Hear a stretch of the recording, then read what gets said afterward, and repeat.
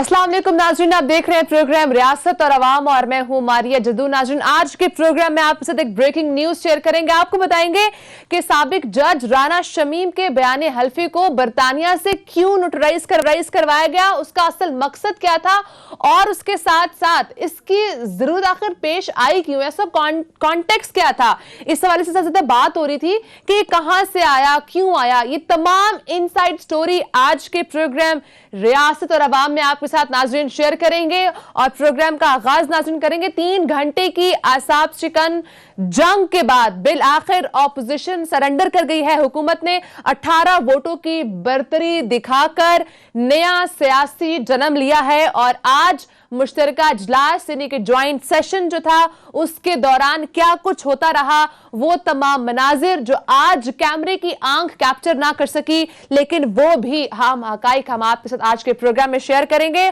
और जो दिन भर रिपोर्ट नहीं हुआ वो भी आपको आज के प्रोग्राम में बताएंगे। प्लस आज की एक्सक्लूसिव स्टोरी आपके साथ शेयर करेंगे और आज जो बिल्स मंजूर हुए हैं, कौन कौन से हुए हैं, उनकी डिटेल भी आपके साथ आज के प्रोग्राम में शेयर करेंगे। मेरे साथ प्रोग्राम में नाज़रीन मौजूद है सहाफी तज्जियाकार सिद्दीक और सहाफी तज्जियाकार अदील वड़ाइच। अदील, प्रोग्राम का आगाज मैं आपसे करूंगी। बिलाखिर ऑपोजिशन ने सरेंडर किया, एक नई कामयाबी मिली है हुकूमत को। बहुत डाउनफॉल हम देख रहे थे हुकूमत का, लेकिन फाइनली एक नया सियासी जन्म मिला है हुकूमत को। हम तमाम बिल्स पे भी आते हैं, अगला इलेक्शन क्या होने वाला है, किस तरह से होने वाला है, इंतखाबी इस्लाहात में क्या चेंजिंग हुई है या नहीं हुई, तमाम चीजों पर बात करेंगे। लेकिन सबसे पहले एक छोटा सा पॉइंट जो मैं रजिस्टर करवाना चाहूंगी, दैट इज कि जो आज हमने देखा ज्वाइंट सेशन में जो बिल्स मंजूर हुए हैं, हुकूमत आपको नहीं लगता कि कहीं ना कहीं फेल हो गई है ऑपोजिशन के साथ कंसेंसस करने में, उनको एक पेज पर लाने के लिए कि तमाम बिल्स के लिए उनको ज्वाइंट सेशन करवाना पड़ रहा है?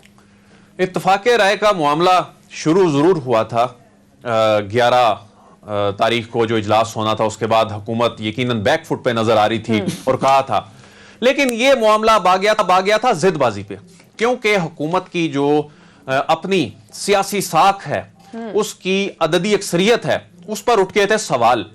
आज की ये जो आप बात कर रही है ना, कंसेंसस वाली बात कर रही हैं, इसमें मैं एक आपके साथ ये बात शेयर करूं जो कि मीडिया पे उस तरह हाईलाइट नहीं हुई कि इंतखाबी इस्लाहात का जो बड़ा पैकेज था जिसमें दर्जनों तरामीम थी, और ये वही तरामीम जिनकी हमने गुज़श्ता प्रोग्राम में बात भी की थी कि इनमें 8 तरामीम ऐसी थी जिन्हें इलेक्शन कमीशन कह रहा था कि आइन से मुतसादिम हैं, जिसपे आज बिलावल साहब ने भी बात की पार्लियामान में और कहा कि हम अदालतों में जाकर चैलेंज करेंगे।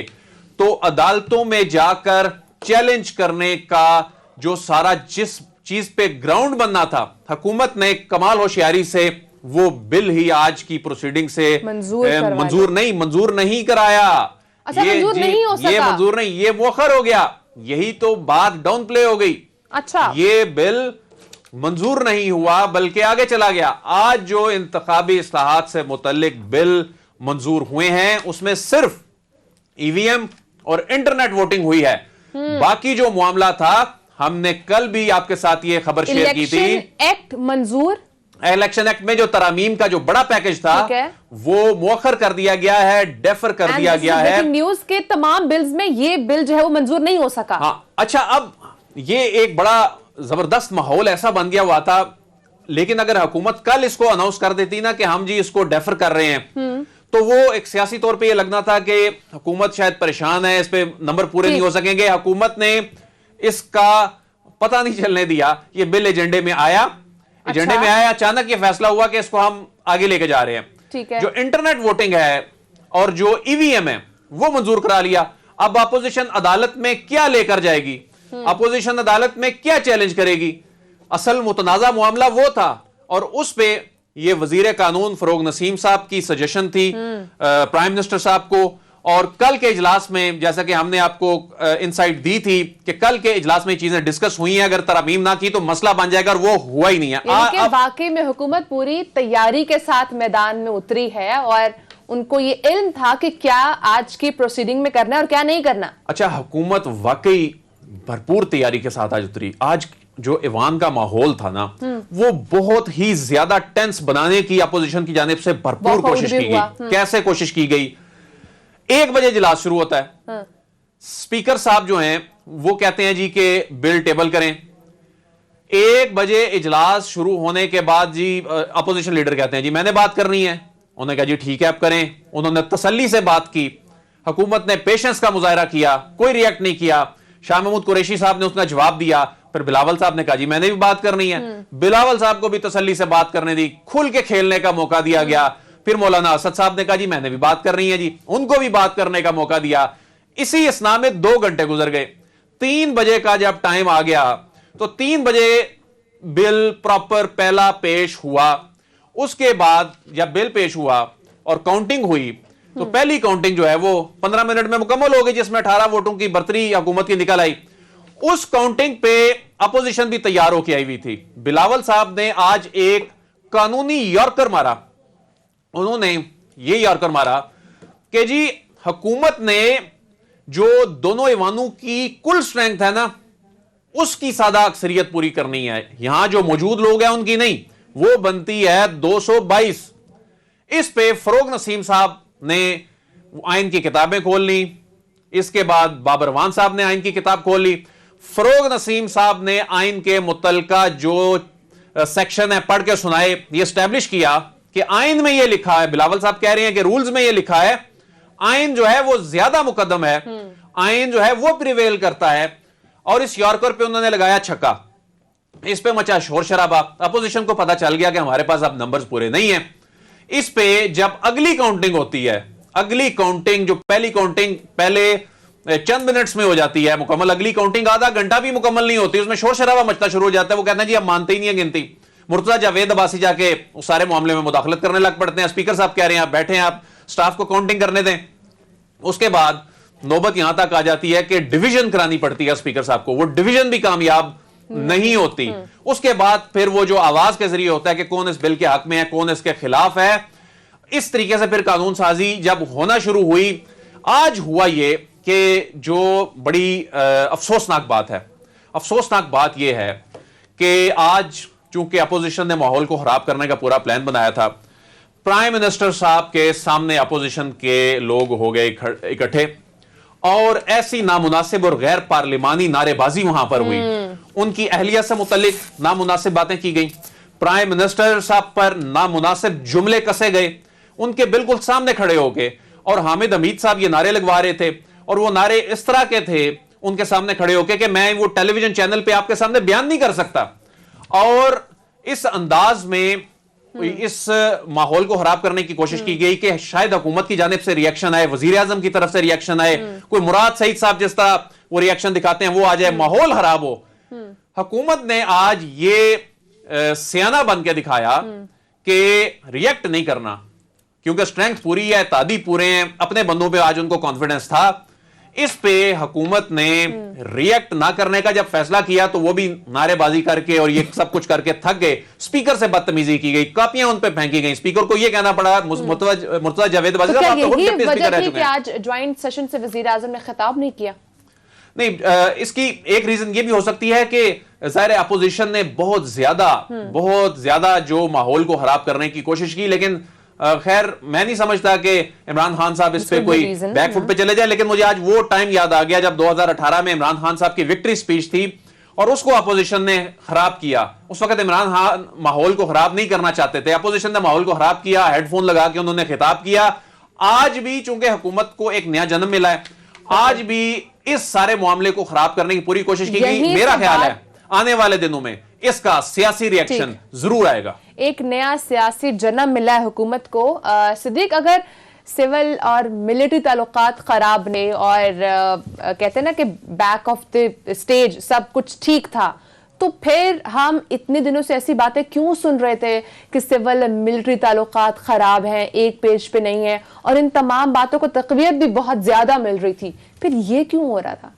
आपने दुरुस्त कहा कि ये जो बातें हो रही थी कि ज्वाइंट सेशन में हुकूमत बंदे पूरे नहीं कर पाएगी, हुकूमत को शिकस्त हो जाएगी, हुकूमत चली जाएगी, बल्कि यहाँ तक शहर इक़्तिदार में बातें होने लग गई कि अगले वज़ीर आज़म जो है वो खुशीशा होंगे। किसी ने कहा या सादिक होंगे, किसी ने कुछ कहा, किसी ने कुछ कहा और जी का जाना ठहर गया। ये कल भी हमने बात की। ये वजह यह है मारिया कि कोई 17 लोग हैं मीडिया के जिनकी बहुत ज़्यादा मोहब्बत है मुस्लिम लीग नून के साथ और पीडीएम के साथ, पीपल्स पार्टी के साथ, और उनकी कुछ की ज़ाहिर है कुछ ज़ाती उनकी वजूहात हैं, कुछ इमरान खान के बोझ और नफरत में, कुछ फौज के बोझ और नफरत में वो नून लीग और पीपल्स पार्टी की मोहब्बत में और पीडीएम की मोहब्बत में गिरफ्तार हैं।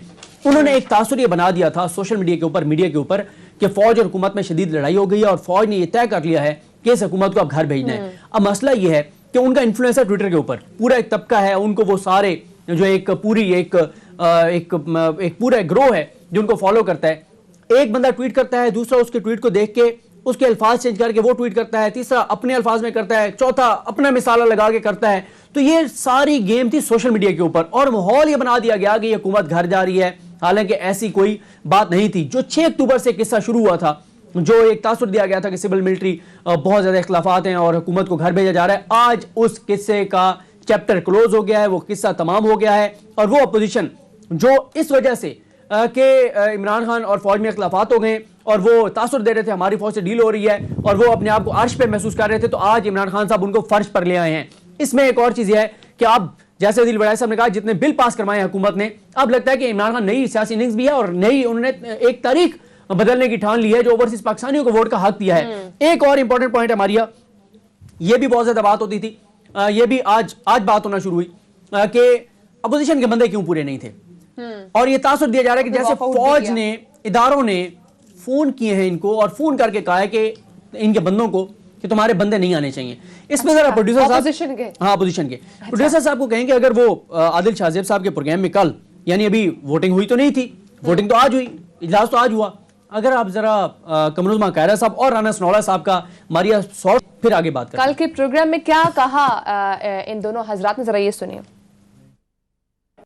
मे बी शायद सदीक उस वक्त उनको ये इल्म ना हो कि काउंटिंग की जो अददी अक्सरियत है वो सेनेट और नेशनल असेंबली के मिलके होनी नहीं। मैं आपको बताता हूँ, देखिए मारिया, कोई कॉल इस बार नहीं गई, पहले भी इस तरह से कॉल्स नहीं जाती, क्योंकि एक मुझे बात बताएं, अगर आज ये कह रहे हैं कि कॉल्स गई हैं तो मुझे बताएं कि जब सेनेट में ये सादिक जिलानी साहब के खिलाफ लाए थे, आज से 2 साल पहले, 2-2.5 साल पहले तहरीक अदम एतमाद लाए थे, इनके 64 लोग खड़े हुए और बाद में वोट निकले थे 50, तो उस वक्त निकाल देते ना 14 को, जैसे इमरान खान साहब ने केपीके में निकाल दिया था अपने एमपीएस को।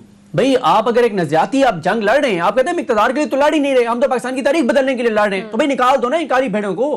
कौन लोग हैं वोट को इज्जत देने के लिए? वोट को इज्जत देने के लिए। आज इनको पता है इनके बंदे क्यों कुछ बीमार थे, कुछ पाकिस्तान से बाहर थे। और एक और बात आप ध्यान में रखें, इस बार अपोजिशन ने वो तैयारी नहीं की जो इन्होंने गिलानी साहब की बार की थी। वीडियोस आई थी ना, पैसे चले थे, पैसा दिया था, मुलाकातें की थी, अगले टिकट के लालच दिए थे, इस बार नहीं की। क्यों नहीं की? ये भी वो मीडिया और सोशल मीडिया पे देख के समझ रहे थे कि सिविल मिलिट्री इख्लाफात हैं और फौज जो है वो शायद 2-4 जमातों को फोन कर देगी, इत्तेहादियों को, कि तुमने नहीं जाना। ये इस चीज पे तकिए किए बैठे थे। और फिर मौलाना फजल रहमान, जो मौलाना फजल रहमान है, जो इनके कायद हैं, कप्तान हैं, सिपा सालार हैं, उनको कल ही पता था, वो एक घिसा पिटा जो लतीफा है जिसने वो कहा था कि कल घर में से एक बंदा कम हो जाएगा, अगले दिन एक बंदा कम हो गया। उन्होंने कहा था या थी अल्लाह वाली, उसने कल ही बता दिया था कि घर में से एक बंदा कम हो जाएगा। मौलाना साहब को कल ही पता था कि ये हमें शिकस्त हो जाएगी, क्योंकि मौलाना साहब ने कल ही कह दिया था कि बिल जब पास होंगे तो फिर हम इनको अदालत में ले जाने के लिए कमेटी बना रहे हैं। अभी तो देखें, जब आप जंग लड़ने से पहले, आप मैदान में उतरने से पहले, आपका सिपा सालार अगर आपको यह कहे कि यार हम मैदान में उतर रहे हैं, जो जख्मी होंगे ना और मारे जाएंगे उनका इंतजाम कर दिया है और शायद जो है ना वो जीत जाएं, वैसे हमने हार नहीं है, तो कहां फौज लड़ेगी आपकी, जब आप पहले ही कह रहे हैं कि हमने हारने के लिए मैदान में उतर रहे हैं। मसला यह है कि इमरान खान साहब को कॉन्फिडेंस देखें, कल जो हमने उनका चलाया था, बताया था, और आज भी उन्होंने कहा कि स्पोर्ट्समैन जो है वो तो मैदान में उतरते ही जीतने के लिए, और अगर ये कुछ करेंगे तो मैं इनसे बुरा करूंगा। अब आप अगर मौलाना फजल रहमान साहब को सुना दें, उनको पहले पता था कि आज शिकस्त होगी, इसीलिए उन्होंने कहा था कि हमने कमेटी बना दी, अदालतों में इसको चैलेंज करेंगे। कमेटी बनाने के हवाले से मौलाना फजल रहमान साहब क्या कहते हैं, नाज़रीन जरा ये सुने। इंतखाबी इस्लाहात के हवाले से बात कर रहे थे। जी बिल्कुल, देखिए इन्होंने कल ही बता दिया था कि बिल आज पास हो जाएंगे, इनको पता था, इनकी अध्यक्षता नहीं थी, इनको पता था, इन्होंने कोई राब्ते नहीं किए, इन्होंने कोई कोशिश नहीं की, इनको बस ये था, ये उम्मीद लगा के बैठे हुए थे कि शायद कोई लड़ाई हो गई है, और अगर वो लड़ाई हो गई है तो शायद वो फोन कर दें, और अगर वो फोन कर देंगे तो शायद ये ना आए, और अगर वो नहीं आते तो शायद हुकूमत हार जाए। और ऐसा हुआ नहीं नेचुरल। लेकिन अदील, जो इलेक्ट्रॉनिक वोटिंग का और आई वोटिंग का जो बिल पास हुआ, जो मंजूर हुआ, क्या अब हम ये एक्सपेक्ट करें, क्योंकि पहले तो ये बहस थी कि शायद बिल ही पास ना हो और बहुत सारी ऑब्जेक्शंस भी थी, लेकिन अब चूंकि बिल पास हो चुका है तो अब क्या अगला इलेक्शन है वो हम देख रहे हैं कि वो ईवीएम के थ्रू होगा। प्लस इस हवाले से एक और भी जो स्पीकर के अंडर सुपरविजन एक कमेटी बनाई गई थी जिसमें ये कहा गया था कि एक इत्तेफाक राय पैदा किया जाएगा इंतखाबी इस्लाहात के हवाले से और इलेक्टोरल वोटिंग के हवाले से। इसके हवाले से क्या कोई हमें तो एक इजलास भी नहीं देखा, तो क्या डायरेक्ट इस तरह बिल पास करवाना वाज ओके? देखें, अदिल, ब्रेक का कहा जा रहा है, ब्रेक के बाद आपसे बात करेंगे, साथ रहिएगा।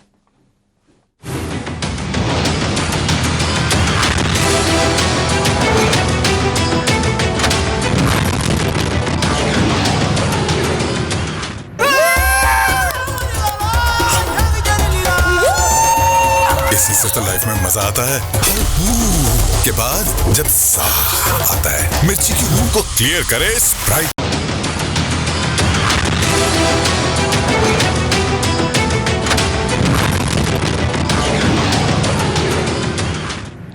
वेलकम बैक नाज़रीन, ब्रेकिंग न्यूज शेयर की थी ब्रेक पर जाने से पहले आपके साथ कि इलेक्शन एक्ट का जो तरमीमी बिल था वो मंजूर नहीं हुआ है, जिसको ऑपोजिशन अदालत में लेकर जाने की बात कर रही है।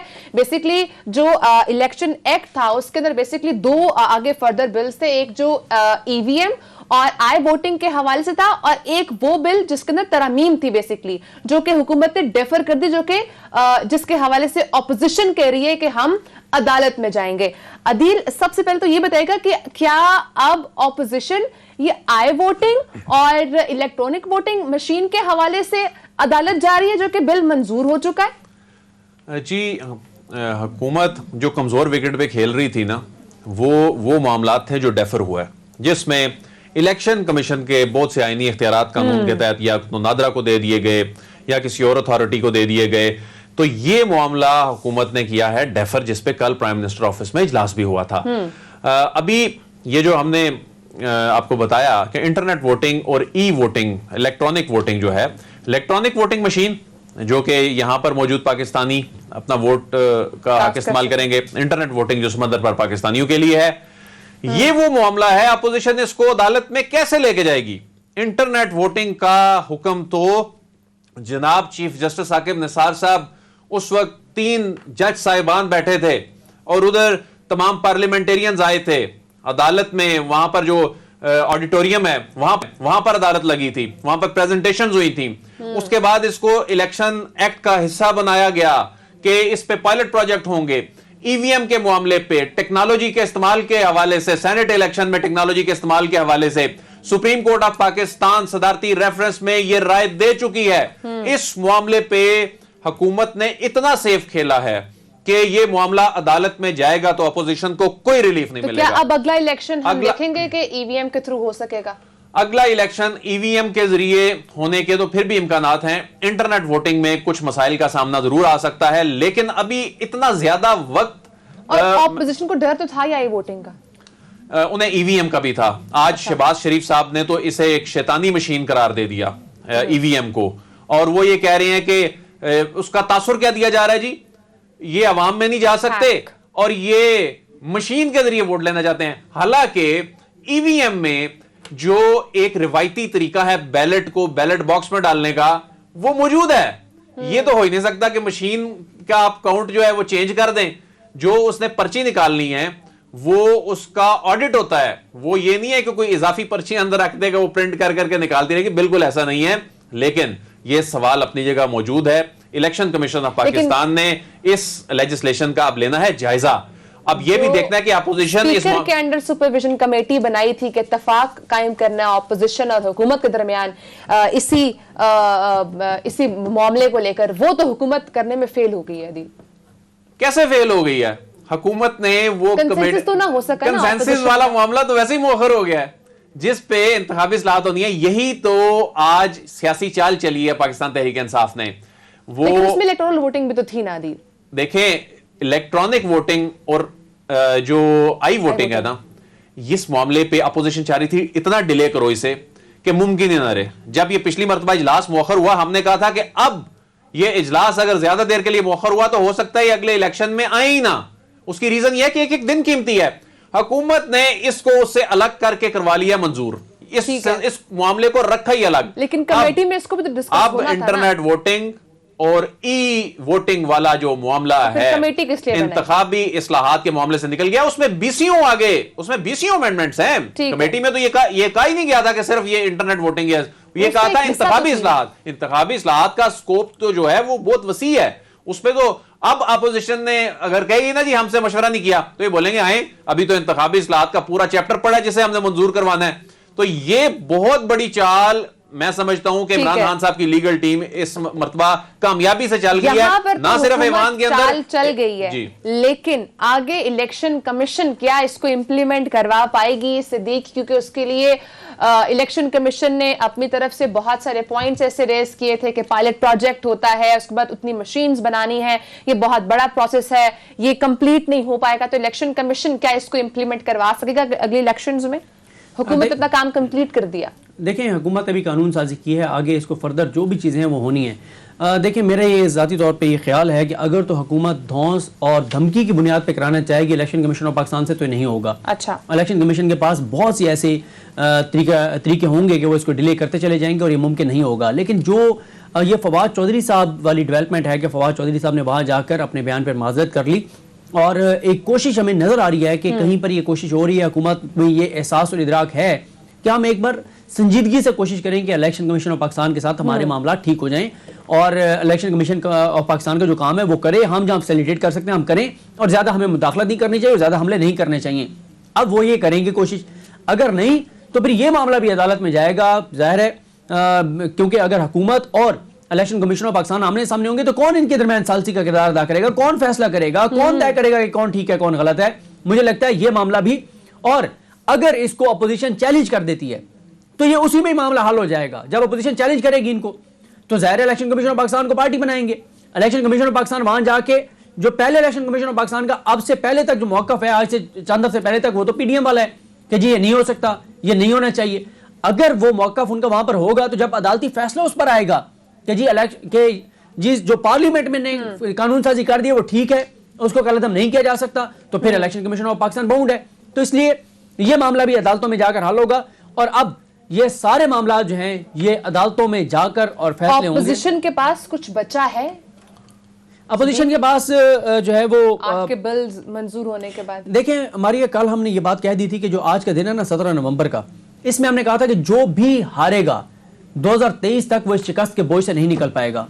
और आज पीडीएम को जो शिकस्त हुई है, आज मुत्तहिदा अपोजिशन को जो शिकस्त हुई है, वो इस बोझ से नहीं निकल पाएंगे। और ये मैं आपको बता दूं कि ओल्ड पॉलिटिकल फैमिलीज के लोग जिन्होंने अब जो विनिंग हार्सेस हैं, जिनको अब नजर आ रहा है कि अभी तक तो पीएमएल खुद क्लियर नहीं है कि क्या करना है, मजामत है, मुफामत है, नवाज शरीफ है, शहबाज शरीफ है, मरियम है, हमजा है, लड़ना है या पांव पकड़ने हैं, गिरबान पकड़ना है या पांव पकड़ने हैं। तो अब जहां जहां तहरीक इंसाफ के पास स्पेस होगी वहां वहां वो विनिंग हार्सेस को जरूर अपनी पार्टी में एडजस्ट कर सकते हैं। आज से हवा बदल गई है, आज से हवा जो है वो बदल गई। लेकिन इसके सियासी सराहत में बात करते हैं अदील, लेकिन जो चीज पार्लियामेंट में अप्रूव हो चुकी है क्या वो अदालत में चैलेंज हो सकती है? ये बड़ा आपने अच्छा सवाल किया जी। जो भी आइन से मुतसादिम चीज है ना, उसको अदालतें माजी करीब में उड़ा चुकी हैं। कोई भी कानून जो आइन से मुताबिकत नहीं रखता वो फिर सस्टेन नहीं कर पाता, सरवाइव नहीं कर पाता। लेकिन इंटरनेट वोटिंग और इलेक्ट्रॉनिक वोटिंग के मामले पे मैं ये आपको दावे से कह रहा हूं कि इसमें अपोजिशन को कुछ नहीं मिलेगा अगर वो इसको कानूनी मैदान में लेके जाएंगे।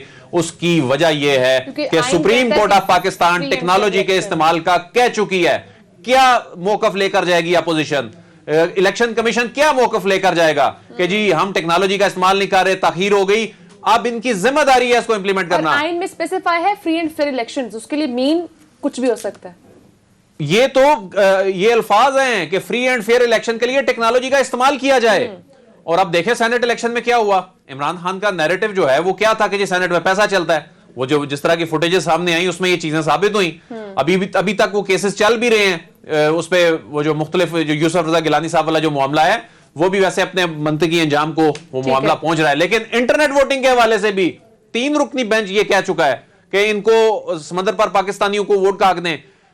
टाइम का बहाना किया जा सकता है, कोई भी इंटरनेट टाइम कम वोटिंग और ई वोटिंग को ये नहीं कह सकता ये गैर कानूनी या गैर आईनी है, और टाइम भी अभी काफी है। अगर देखा जाए तो आज से ये काम शुरू करें तो ये जैसे तैसे किया जा सकता है। उसमें पायलट प्रोजेक्ट्स का मसाइल हैं तो ठीक है, आगे लोकल गवर्नमेंट इलेक्शन आ रहे हैं, उसमें पायलट प्रोजेक्ट करें। जिमनी इलेक्शन बीच में आते हैं, जिस तरह अभी लाहौर वाला जिमनी इलेक्शन है, पायलट प्रोजेक्ट करें।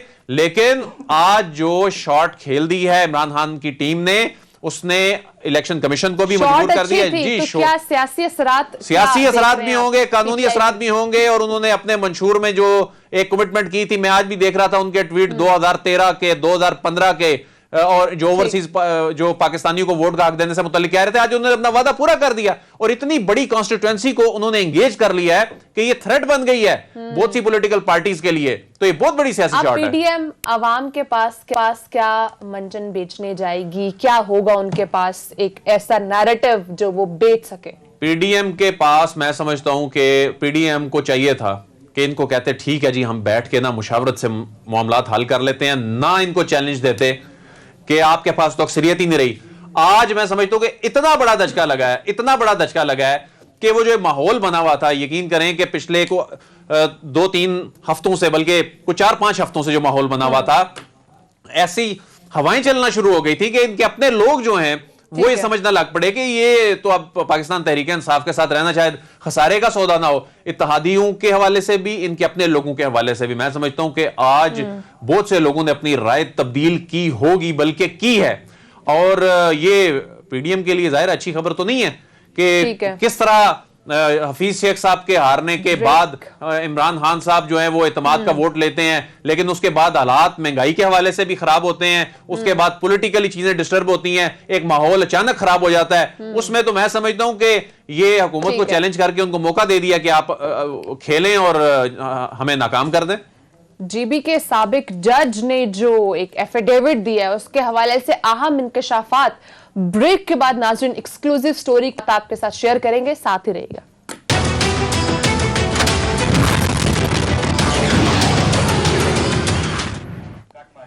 वेलकम बैक नाज़रीन सवालात उठ रहे थे। साबिक जज राना शमीम साहब ने जो बयाने हल्फी दिया है उसको बरतानिया से ही क्यों नोटराइज करवाया गया है, उसका मकसद क्या था, उसके पीछे का कॉन्टेक्स्ट क्या था, ये इस वक्त क्यों जरूरी था, एक्सक्लूसिव स्टोरी आपके साथ शेयर कर रहे हैं। दिल क्या ब्रेकिंग है, इस हवाले से क्या अहम इंकशाफात सामने आए हैं?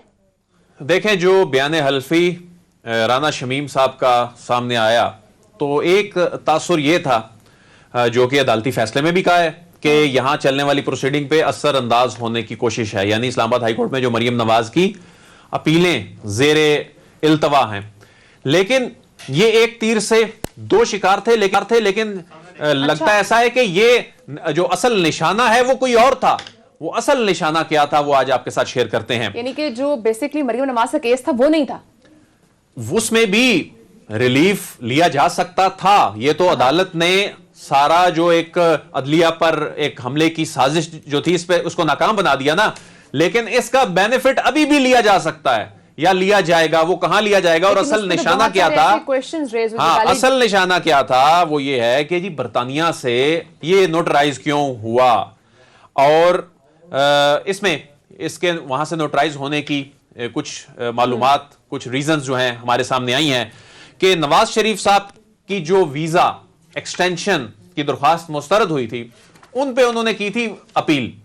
उस अपील में दस्तावेजात जमा कराने की आखिरी तारीख जो है वो 19 नवंबर है, और नवाज शरीफ साहब ने उस अपील में जो ग्राउंड्स बना के पेश किए हैं वो ये हैं कि जी मेरे खिलाफ तो सियासी इंतकाम लिया जा रहा है, अदालतें ऐसे कर रही हैं। उसमें साकिब निसार साहब और दीगर का हवाला दिया गया। उसमें अब जब टाइम कम रह गया है, 19 को दस्तावेजात पेश करनी है, तो इसमें साकिब निसार साहब अब चूंकि वैसे तो वो रिटायर्ड चीफ जस्टिस हैं, तो उन्हें एक ताकतवर शख्सियत, अब भी ताकतवर शख्सियत जाहिर करने के लिए उनका एक लिंक एस्टैब्लिश करने की एक नाकाम कोशिश की गई, और एक हाजिर सर्विस जज जो हैं उनका नाम भी इसलिए बीच में शामिल करने की कोशिश की गई कि देखें जी आप भी मुझे खतरा है। अच्छा, बरतानिया से नोटराइज करने का जो मामला है कि वहां पर जो इमिग्रेशन एपलेट कोर्ट्स हैं वो किसी और मुल्क के जो यूके की नोटरी ज्यूरिसडिक्शन से बाहर हों उसको वो तस्लीम नहीं करती। वहां अगर कोई डॉक्यूमेंट पेश करना है तो वो वहां का नोटराइज हुआ तो क्या वही पेश उसको करना वहां होता पर है। क्रॉस चेक नहीं किया जाता? नहीं, अच्छा, नोटरी पब्लिक क्या होता है? नोटरी पब्लिक के सामने जाएं, वो तस्दीक करता है कि जी ये जो बंदा है सामने हमारे मौजूद है, क्या ये ओरिजिनल बंदा है, इसके दस्तावेजात जो इसने पेश किए हैं उसको चेक करता है, उसको नोटराइज कर देता है। नोटरी पब्लिक तो इसी तरह ही होता है। अच्छा, उसके बाद जो राना शमीम साहब हैं, उन्होंने चूंकि नोटराइज करवा के बयान दिया है, तो वहां यह भी होता है कि ये जो एपलेट कोर्ट्स होती हैं वहां पर फिर गवाह के तौर पे भी बंदे को बुलाना पड़ता है, तो ये गवाह के तौर पे भी पेश हो सकते हैं। और इसके अलावा ये देखें, ये भी हुस्न इत्तेफाक देखें कि स्टोरी जो है वो अंग्रेजी अखबार में लगती है, तो जो असाइलम के मामलात आमतौर पे होते हैं, जो इस तरह की अपीलों के मामलात होते हैं, जो सेटलमेंट के मामलात बैरून ममालिक में होते हैं, उनमें अंग्रेजी अखबारों की क्लिपिंग वो काम कर देती है जो बड़े बड़े दस्तावेजात नहीं करते। फिर वहां की जाहिर है जो लैंग्वेज है अंग्रेजी है और उर्दू अखबार की ट्रांसलेशन तो नहीं करके पेश करनी थी। मकसद था वो उसमें कामयाब हुए, जो दूसरा तीर था उनका। ये आने वाले दिनों में बल्कि आने वाले चंद दिनों में ये चीज वाज़े हो जाएगी कि ये सब कुछ क्यों किया गया। अब इतनी बेवकूफी भी तो नहीं की जा सकती। अगर वीजा में तौसीह के लिए अप्लाई करना है तो वीजा में तौसीह के लिए तो वो एम्बेसी तो उसको क्रॉस चेक करेगी ना कि जो बेशक नोटराइज हुआ है वो डॉक्यूमेंट, तो क्या उसको वो क्रॉस चेक नहीं करेंगे जो उसमें बातें लिखी हैं? माहौल क्या बनाया, यही तो माहौल बनाया उन्होंने पिछले 3-4 दिन से। माहौल इन्होंने क्या बनाया था? उस दिन तो ऐवानों को हिलाने की कोशिश की गई, उस दिन क्या पार्लियामान में बहस की गई। ये तो पार्लियामेंट के ट्रांसक्रिप्ट भी शायद पेश करें कि देखें जी वहां की पार्लियामेंट में ये बात हो रही है। प्रेस कॉन्फ्रेंसेस, प्रोग्राम्स के क्लिप्स इस तरह के मामलात में पेश किए जाते हैं। और मकसद क्या है कि मियां साहब अभी वापस आना अफोर्ड नहीं कर सकते। मियां साहब वापस आएंगे तो इस वक्त वापस आके उन्हें जेल जाना पड़ेगा। मियां साहब इनकलाब तो लाना चाहते हैं लेकिन वो वापस नहीं आना चाहते और इस हवाले से वो कोई रिस्क नहीं लेना चाहते। अपील अगर उनकी मुस्तरद हो जाती है तो फिर उनको बरतानिया से आना पड़ेगा। तो ये इनके इस सियासी सफर का सबसे अहम केस है। नहीं आना चाहते, इसलिए इतना स्कैंडलाइज किया गया। केस बनाना था, केस बनाया उन्होंने, केस बनाना था, केस बनाया। किस तरह राना शमीम साहब अचानक अमेरिका से बरतानिया जाते हैं, उनकी फैमिली में एक डेथ भी हो चुकी थी और इसके बावजूद वो फिर उससे अगले दिन वो नोटराइज करवा के वो वापस आते हैं। ये लोगों को समझ नहीं आ रही थी अचानक हुआ क्या। लेकिन बरतानिया की जो एपलेट कोर्ट्स हैं वहां जो डॉक्यूमेंट्स होते हैं वो वहां से नोटराइज होने होते हैं। ये सवाल हमारे भी ज़हन में आया कि आखिर क्यों यहां का नोटरी पब्लिक में क्या मसला था। यहां ओथ कमिश्नर के सामने पेश होकर बयान अल्फी दे देते। यहां तो नोटराइज वहां से ज्यादा आसानी से होता है। इतने टिकट कटाई है, वहां गए हैं और उसी नोटरी पब्लिक से करवाई है जो मियां नवाज शरीफ के हेल्थ डॉक्यूमेंट्स को कर रहा है, वेरीफाई कर रहा है। ये ऐसी सिचुएशन है, आने वाले दिनों में ये चीजें सामने आएंगी कि ये जो 19 नवंबर की लास्ट डेट है इसमें ये डॉक्यूमेंट्स उन्होंने पेश करने थे और इस पे ये उनके इस वक्त उनके सियासी कैरियर का ये बड़ा इंपॉर्टेंट केस, ये अपील बनी हुई है। एक अपील तो यहां इस्लामाबाद हाई कोर्ट में आज सदीक जान साहब से पूछते हैं, वो चल रही है ना, वो भी उनके सियासी कैरियर की बड़ी अपील है। लेकिन इस वक्त वहां पर वीजे की एक्सटेंशन मुस्तरद होने वाली अपील भी उनके लिए बड़ा एक टेंशन बनी हुई है और ये सब कुछ जो है ये उस मामले को सपोर्ट करता है। लेकिन इस्लामाबाद हाई कोर्ट बयान हल्फी को पाकिस्तानी अदालतों पर असरअंदाज होने की कोशिश करार दे चुकी है। सिद्दीक, क्या ये जो तमाम मामला हुआ है just for the visa extension, जो पूरा गेम जो भी की गई है, आप नहीं समझते कि एक छोटे से पर्पस के लिए पाकिस्तान के अदालती निज़ाम को, पाकिस्तान के इंस्टीट्यूट्स को स्कैंडलाइज करना दुरुस्त नहीं है? देखिए, मसला ये कि इन्होंने एक तीर से 2 शिकार करने की कोशिश की, बल्कि 3 शिकार करने की कोशिश की। इसी तरह से वो बिल्कुल इसी तरह से जैसे हम इस वक्त प्रोग्राम कर रहे हैं, हमारा यही प्रोग्राम लाइव जा रहा है टीवी चैनल के ऊपर, पब्लिक टीवी पर। यही प्रोग्राम यूट्यूब पे अपलोड हो जाएगा, यही प्रोग्राम फेसबुक पर अपलोड हो जाएगा, यही प्रोग्राम ट्विटर के ऊपर ट्वीट भी हो जाएगा, उसके क्लिप्स लग जाएंगे। यानी एक चीज है, उसको मुख्तलिफ जगह इस्तेमाल किया जाता है। इन्होंने वो जो बयान अल्फी जो अभी इंकशाफात किए हैं दिल बड़ाई साहब ने, ये बहुत बड़ी खबर है कि इसकी वजह ये थी ये बयान हल्फी की कि वहां पर मियां साहब को चाहिए था ताकि वो साबित कर सकें कि पाकिस्तान में उनके खिलाफ बड़ा जो है वो इंतकाम एक चल रहा है और हालात बड़े खराब हैं और उनको पाकिस्तान ना भेजा जाए। अच्छा, यहाँ पर मैं आपको ये भी बता दूं, इसका मतलब है कि ये खबर चलाई गई थी ना कि मियां साहब दिसंबर में वापस आ सकते हैं, ये शायद इसलिए चलाई गई है अगर उनके वीजा एक्सटेंशन की ये दरखास्त जो अपील पहले से ग्राउंड, हाँ, अगर ये मुस्तरद होती है, उनके पास ऑप्शन तो होने नहीं है, उन्होंने तो धक्का देना है उनको कि निकले यहाँ से। फिर वो इनकलाबी बन के और कहेंगे जी मैं पाकिस्तान वापस आ रहा हूं जेल काटने के लिए। ये शायद इसलिए ये माहौल भी बना रहे हैं। लेकिन आज का दिन इसलिए इंपॉर्टेंट था कि आज आपको पता है कि इस्लामाबाद हाई कोर्ट में इनकी अपील की समाअत थी।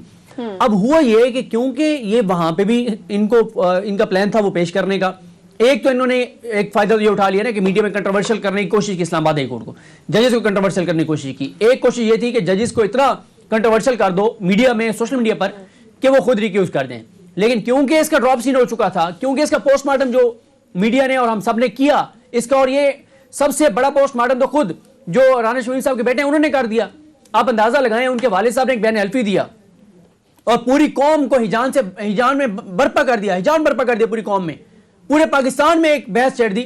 और खुद उनको टेंशन है कि उन्होंने स्नोकर खेलने जाने, उनके वालिद साहब उनको इजाजत नहीं दे रहे स्नोकर खेलने की, और उनकी बीवी उनको स्नोकर की इजाजत लेके देती है। वालिद साहब उनको बता नहीं रहे कि बयान हल्फी के ऊपर क्या करना है, सिर्फ उनको डेट लेने का बता रहे हैं, इजाजत लेते हैं। ठीक है। हाँ, अब मसला यह है कि आज जो है, एक तो मैं आपको बता दूं कि आज का दिन बहुत इंपॉर्टेंट था, सब नजर इस्लामाबाद हाई कोर्ट और पार्लियामेंट पर थी। पार्लियामेंट का हम बता चुके हैं, इस्लामाबाद हाई कोर्ट का मैं आपको बता दूं कि आज मेरिट्स के ऊपर बड़े अहम, सख्त और जो है वो तमाम सवालात नैब के वकला से किए गए हैं। और नैब के वकला ने टाइम मांगा है अदालत से कि वो एक एक चीज अदालत के सामने रखेंगे। बैरिस्टर उस्मान राशिद चीमा साहब और उनके साथ सरदार मुजफ्फर अब्बासी साहब, मौजम हबीब एडवोकेट साहब, पूरी टीम नैब की पेश हुई। अब नैब ने क्यों टाइम मांगा? नैब ने इसलिए टाइम मांगा कि ये 6000 दस्तावेजात हैं, 48 वॉल्यूम्स हैं। वो जब लेके आते हैं 6 तो बंदे वो डॉक्यूमेंट्स लेके आते हैं अदालत में। जाहिर है एक डॉक्यूमेंट है, एक उसमें एक वॉल्यूम में है, दूसरा तीसरे में है, तीसरा 10वें में है। जाहिर है उनको तैयारी करनी है, तो इसलिए उन्होंने टाइम मांगा है। सवालात बहुत इंपॉर्टेंट थे और आज शरीफ खानदान के हामियों ने एक बार फिर रसगुल्ले खा लिए कि जी आज जो सवाल हुए। देखिए मैं आपको एक बात बता दूं, ऑन रिकॉर्ड ये वो बेंच है, जस्टिस आमिर फारूक साहब और जस्टिस मोहसिन अख्तर कैनी साहब, ये वो बेंच है। अगर मरियम साहबा को कानून के मुताबिक रिलीफ मिलता हुआ, बरी होना हुआ, डंके की चोट पे बरी होंगी, ये बेंच बिल्कुल जबरदस्त अंदाज में केस सुन रहा है, ओपन माइंड के साथ। नैब का बड़ा इम्तिहान है। ये तो बताएं कि वो रसगुल्ले क्यों खा लिए आज? तो कोई ऑर्डर शॉर्डर नहीं आया, कोई रिमार्क्स पे रसगुल्ले खा लिए? रिमार्क्स पे क्योंकि आज नैब से बहुत इंपॉर्टेंट सवालात किए गए और इतने इंपॉर्टेंट सवालात थे कि नैब जिस तरह से, जाहिर है आप तैयारी के साथ आते हैं, रिस्पॉन्ड करते हैं, उस तरह से रिस्पॉन्ड नहीं कर सकी नैब की टीम। तो उन्होंने ये तासुर लिया कि केस तोड़ गया, खत्म, तबाह, बर्बाद, बरियत, सुर्खरू, वही सारी चीजें। कल तक जिस जस्टिस आमिर फारूक साहब के खिलाफ पूरा माहौल बनाया, ये बयान हल्फी उनके खिलाफ है, आज उन्हीं आमिर फारूक साहब के रिमार्क्स पे भंगड़े डाले जा रहे हैं, खुशियां मनाई जा रही हैं, रसगुल्ले खाए जा रहे हैं और खिलाए जा रहे हैं, मुबारकबादें दी जा रही हैं और ली जा रही हैं। ये जल्दी कर रहे हैं। हाँ, अगर उनकी ये नैब अपने केस साबित ना कर सका, बिल्कुल मरियम साहबा बरी होंगी, लेकिन फिर आगे सुप्रीम कोर्ट का इम्तिहान बाकी है। बाकी आज ये आपको बता दूं, आमिर फारूक साहब, बॉडी लैंग्वेज उनकी बिल्कुल ओके थी, कोई उनके ऊपर दबाव नहीं था, बिल्कुल वो जैसे जबरदस्त अंदाज में केस को लेके चलते हैं। दरमियान में वो अपराइट जजेस सदीक जान साहब दबाव लेते भी नहीं है इस तरह के मामलात का। और उन्होंने आज एक मौके पर कहा, चीज उससे प्रूफ भी नहीं हुई, तो फिर किस तरह से? बिल्कुल, आज एक मौके पर उन्होंने कहा, क्योंकि जब नैब के वकील ने ये कहा कि एक चीज के बारे में कहा कि पब्लिक नॉलेज में, उन्होंने कहा नहीं वकील साहब, इस अदालत में खड़े होकर पब्लिक नॉलेज की बात नहीं करनी। मीडिया में क्या चल रहा है, सोशल मीडिया में क्या चल रहा है, अवामी बहस क्या है, इससे हमारा कोई लेना देना नहीं है। ये अदालत हकाइक के साथ जाएगी, ये अदालत दस्तावेजात के साथ जाएगी, ये अदालत सबूतों के साथ जाएगी। हमें इस केस में बताएं डॉक्यूमेंट्स कहां हैं, सबूत कहां हैं। ये ना बताएं कि मीडिया में क्या चल रहा है, सोशल मीडिया पे क्या चल रहा है, अवाम में क्या चल रहा है। तो ये उन्होंने एक बार वाज़ेह कर दिया है कि इस कोर्ट रूम से बाहर चलने वाली चीजों से कोई ताल्लुक नहीं है। ये केस अब अगले हफ्ते फिर इसकी समाअत है 24 को। और ये मैं बता दूं, नैब का बहुत बड़ा इम्तिहान है। अगर नैब अपना केस साबित ना कर सका तो मरियम साहबा बिल्कुल बरी हो जाएंगी। आज जो रिमार्क्स थे वो बहुत इंपॉर्टेंट थे। अच्छा, रिमार्क्स जो होते हैं ना, क्योंकि आदिल भाई साहब और हम तो ज़ाहिर है कोर्ट को कवर करते हैं, उन्होंने ये कहा भी सही कि ज़ाहिर है हम ये जानने के लिए, क्योंकि ये आपको पता है ना कि ये पिछले कोई 5 साल से इश्यूज चल रहे हैं पनामा के। यकीन करें हमने पनामा पूरा अटेंड किया है। अब हमें भी इतनी चीजें मिक्स हो गई है क्योंकि शरीफ खानदान के केसेस इतने ज्यादा हैं और ये तो अपने वकीलों को ही सारा कुछ नहीं बताते, इतने कॉम्प्लिकेटेड है इनके चीजें। जीआईटी से लेकर अपीलों तक सदीक जान साहब यकीन करें बहुत सारी चीजें भूल गई हैं कि कौन सा खत कब आया था, कौन सी मनी ट्रेल में फलाना यूटर्न कब लिया गया, तो वाकई ये चीजें भूल जाती हैं। और अदालत ने सब चीजों को ज़ाहिर कंपाइल करके और अदालत ने तो जहां कंपाइल करना है वहीं पर नैब का भी बहुत बड़ा इम्तिहान है। वरना जैसे भी सदीक ने कहा कि मरीम नवाज इस केस से बरी भी हो सकती है। नाज़रीन, टाइम खत्म हो चुका है। इंशाल्लाह मुलाकात होगी। अपना बहुत सारा ख्याल रखिएगा। अल्लाह हाफिज।